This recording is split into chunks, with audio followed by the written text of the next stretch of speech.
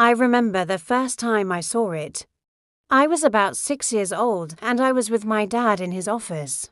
And I remember just being mesmerized by the sheer size and the presence of this thing. It was just me and my dad and my older brother. It was a special thing that we did together.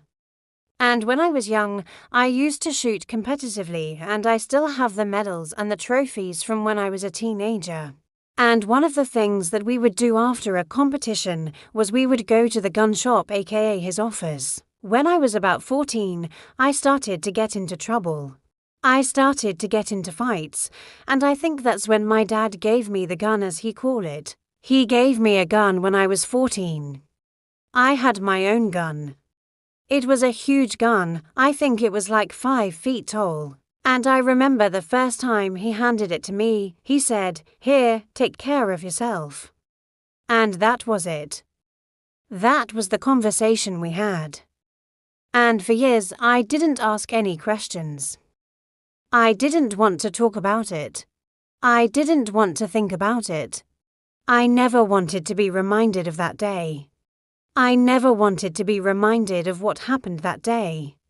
When I was 18, I enlisted in the army. I became a paratrooper. And I remember the first time I went to jump school, I had a really bad parachute malfunction. And when I was hanging there, I remember thinking, this is it. This is how I die. And then all of a sudden, the canopy above me ripped open and this other guy's parachute deployed and I landed in the middle of nowhere in Georgia. I don't remember much after that. I don't remember anything about the next 4 days. I was in a coma. When I woke up, they told me that I had a traumatic brain injury, that I had a shattered knee, that I had broken ribs, and that I had lost my left eye. I remember staring at the ceiling and thinking, why am I still alive? You know, I had been in a lot of gunfights. I had seen a lot of things. But when I was a kid, I wasn't allowed to talk about it. Nobody in my family